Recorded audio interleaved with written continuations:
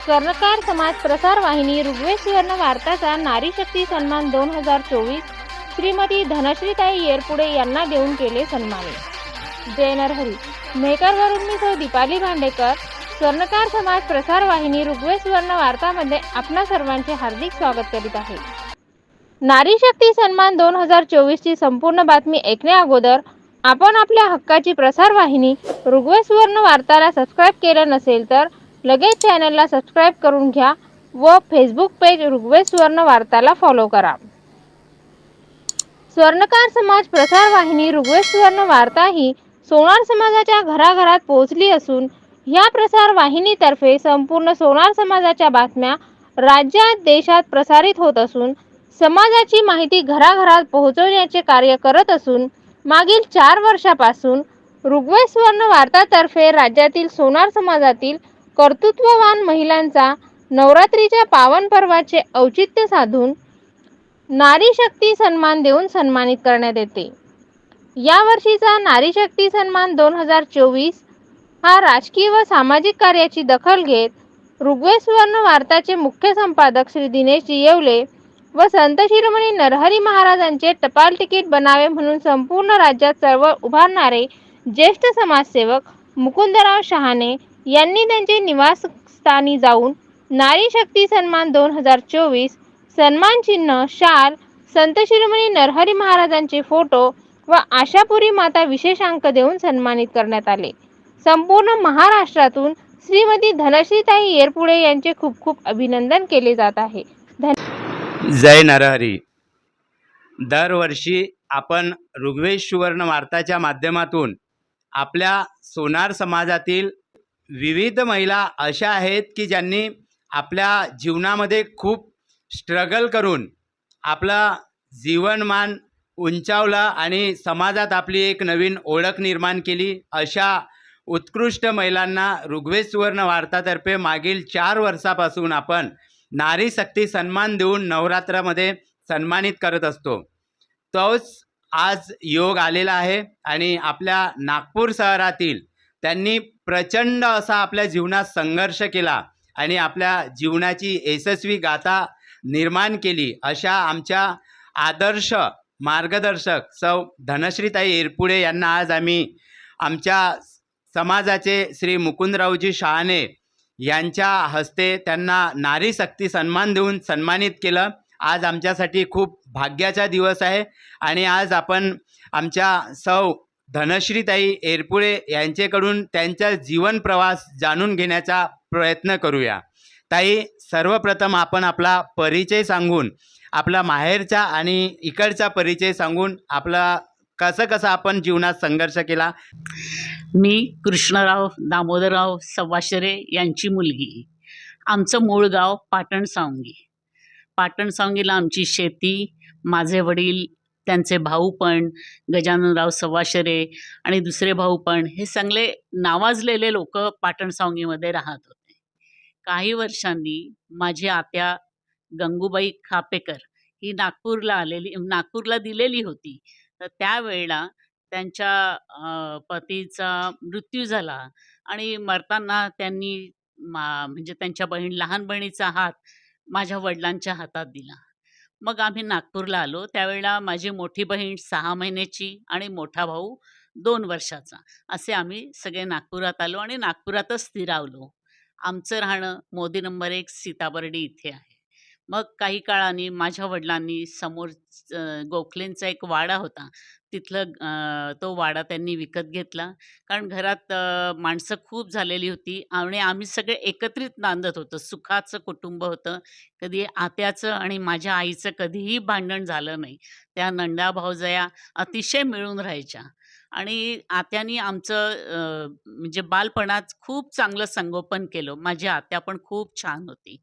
मग पुढे माझं लग्न धनराज येरपुडे यांच्याशी झालं। माझं लव्ह मॅरेज आहे आणि माझी बहीण त्यांच्या लहान भावाला म्हणजे अशोकराव येरपुडेंना दिलेली आहे। ती पण आता इथे मोदी नंबर 1 मध्ये राहत असते। माझी मोठी बहीण इंदोरला असायची, पण ती आता वारली, तिचे पती पण वारले आणि माझी लहान बहीण शुभा नारायणराव खरवडे त्यांच्याकडे पण ते दोघंही वारले आहेत। मग पुढे मला लहानपणापासूनच म्हणजे माझ्या वडिलांचं जे सोशल वर्क होतं, त्यांचं पूर्ण तो रक्तातला गुण माझ्यामध्ये आलेला आहे. माझे वडील सगळ्यांचं करायचे. सगळ्यांनी त्यांच्याशी बेईमानी पण केली, पण तरी त्यांनी कधी त्याचा हे म्हणजे वाईट हे केला नाही त्यांनी. पुढे-पुढे मग मी भिडे कन्या शाळेमध्ये शिकली. आमची शाळा खूप छान होती आणि शाळेमध्ये मला चांगला चान्स मिळायचा. नेहमी नाटक, टेबल टेनिस खेळणे ह्याच्यामध्ये मी वावरली आणि वडिलांचा गुण माझ्या रक्तातच असल्यामुळे मला सोशल वर्क करायला आवडायचं. तर ते मी म्हणजे लग्नाच्या आधी तर एवढं करू शकत नव्हती. पण पुढे मी लग्नाच्या नंतर सुरू केलं. झोपडपट्ट्यांमध्ये काम करणे, ह्या सगळ्या ह्याच्यात आमच्या काँग्रेसच्या नेत्यांनी मग माझा कॉग्निझम घेतलं आणि मग मला आमचे तेव्हाचे आमदार अशोक धवड होते. अ, तर त्यांनी मला लगेच वार्डाची सचिव बनवलं आणि त्यावेळेला रणजित देशमुख पालकमंत्री होते. मग त्यांनी मला नागपूरच्या एम-एस-सी-बीच्या कमिटीवर आणलं. अशा तऱ्हेने माझा पाया त्यांनी मजबूत केला, भक्कम केला आणि मी झोपडपट्ट्यांमध्ये सगळ्या मुलींचे लग्न करणे आणि त्यांना हवं नको ते बघणे, कपडे घेऊन देणे वगैरे असे तेव्हा छोटे-छोटे हे केले. म्हणजे कार्य करत राहिली मी आणि आपल्या सोनार समाजातल्या खूप मुलींना माझ्या शाळेमध्ये फुकट शिक्षण देणे, त्यांचे सगळे कपडे वगैरे सगळं काही आमच्याकडून देणे, हे सगळं मी माझ्या कार्यकाळात सगळं हे केलेलं आहे.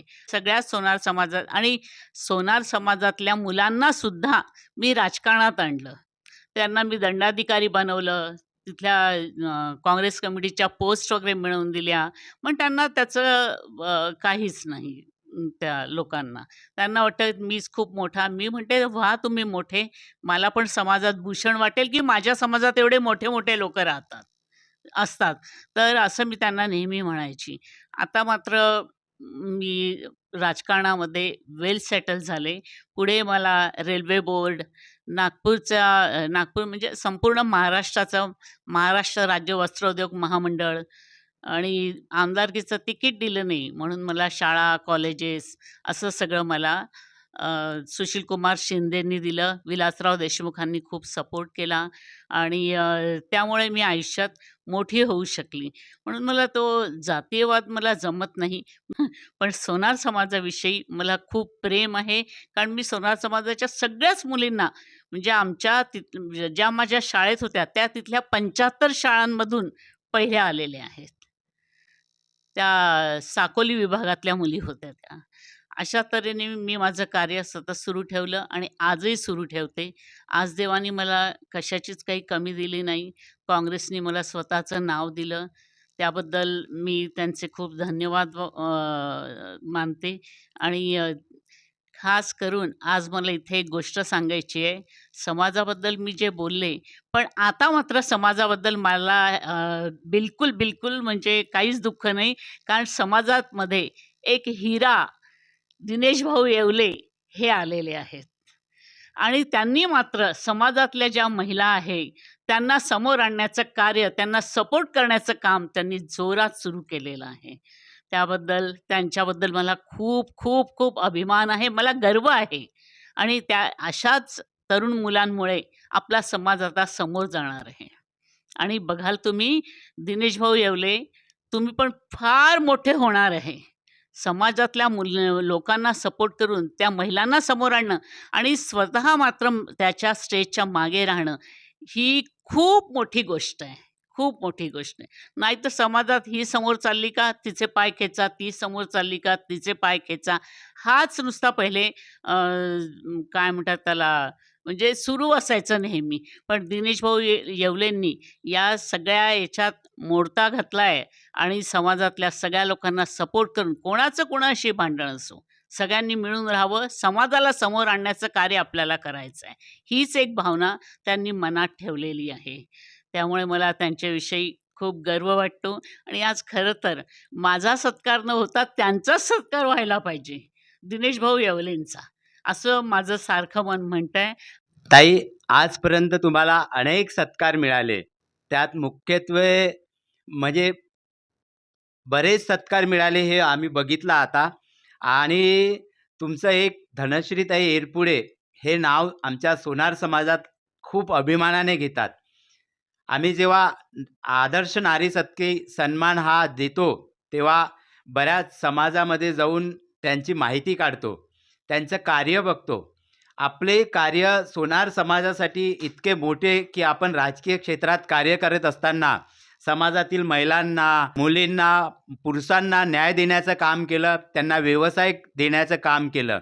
आता तुम्ही आपल्या माध्यमातून जी समाजसेवा करता, ह्या समाजसेवेत सोनार समाजाने आपला योगदान नक्की काय द्यावं आणि आता शेवट समाजाला आपण काय संदेश देऊ इच्छिता?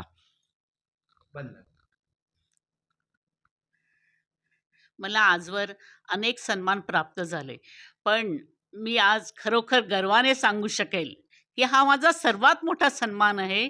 माझ्या सोनार समाजाने मला या काय म्हणतात त्याला सत्कारासाठी म्हणजे त्यांनी मला बोलवलं, सत्कार केला त्यांनी माझा. आणि म्हणजे माझ्याजवळ आता शब्दच नाही बोलायला, एवढा सत्कार माझा चांगला दिनेश भाऊ येवलेंनी केलेला आहे. त्याच्याबद्दल त्यांचे खूप खूप आभार आहे. आणि सोनार समाजाने म्हणजे मी सोनार आहे त्याचा मला गर्व पण आहे. आणि आज माझ्या सोनार समाजाने माझा सत्कार करावा ही माझ्यासाठी सर्वात अभिमानास्पद गोष्ट आहे. आज मला श्री संत नरहरी महाराजांच्या समाजातली मी मुलगी आहे याचा मला अभिमान आहे. आणि त्यांना चरणस्पर्श करून मी आज दिनेश भाऊ येवलेंना एवढंच सांगणार आहे की समाजाप्रती माझा एक संदेश आहे. तो म्हणजे ज्या तरुण मुलींना राजकारणात यावंसं वाटतं त्यांनी जरूर यावं, जरूर यावं आणि आपल्या समाजासाठी पण कार्य करावं. आज समाजाला आपल्या जमीन मिळालेली नाही, ते जमीन मिळवून देण्याचा प्रयत्न करावा. समाजासाठी समाजभवन बांधायला आता जमीन मागण्याचं कार्य करावं आणि ते आपण व्यवस्थितरित्या फॉलोअप घेऊन आपल्या समाजासाठी जमीन घेऊ. आणि तिथे समाजाला घडवण्याचं म्हणजे त्यांच्यामध्ये जे जे गुण आहेत, म्हणजे कोणाला दागिने बनवायचा गुण असेल तो सोनार समाजाने कधीही सोडू नये. नाही तर बाकीचे लोक येऊन आपल्या सोनार समाजाला वाळीत टाकतील, हे कधीही झालं नाही पाहिजे. त्यासाठी सोनार समाजाने चांगल्या तऱ्हेने समोर आलं पाहिजे. आणि दिनेश भाऊ येवलेंना मी एवढंच सांगू इच्छिते की ज्या मुलांना मी माझ्या पद्धतीने तर मी आणलेलंच आहे राजकारणामध्ये, पण ज्यांना जोही पक्ष आवडतो, जो पण चांगला पक्ष आहे, चांगला नेता आहे, त्याच्या पाठीशी उभं राहून चांगल्या तऱ्हेने कार्य करावं एवढी माझी खूप खूप इच्छा आहे. त्यासाठी दिनेश भाऊ येवलेंनी हा उपक्रम चालवला, त्या माध्यमातून मी माझा संदेश आपल्यापर्यंत पोहोचवून राहिलेली आहे. त्याबद्दल दिनेश भाऊ येवलेंचे परत परत खूप खूप आभार. जय नरहरी. धन्यवाद ताई. आपण ऋग्वेद सुवर्ण वार्ताच्या माध्यमातून जेव्हा आपल्या नावाचा आदर्श नारी शक्ती सन्मान द्यायचा जेव्हा विचार झाला आणि आपल्या नावाचा जेव्हा आम्ही उल्लेख केला, तेव्हा आपण आपला अमूल्य असा वेळ दिला. समाजात आपले कार्य राजकीय क्षेत्रात असो की अन्य क्षेत्रात असो, आपल्या कार्याची दखल घेत आज आम्ही तुम्हाला नारीशक्ती सन्मान या पुरस्काराने सन्मानित केलं. असेच आपण आमच्याशी जोडून राहून आपल्या हातून वेळोवेळी सामाजिक कार्य घडत राहो ह्याच शुभेच्छा. धन्यवाद. जय नर.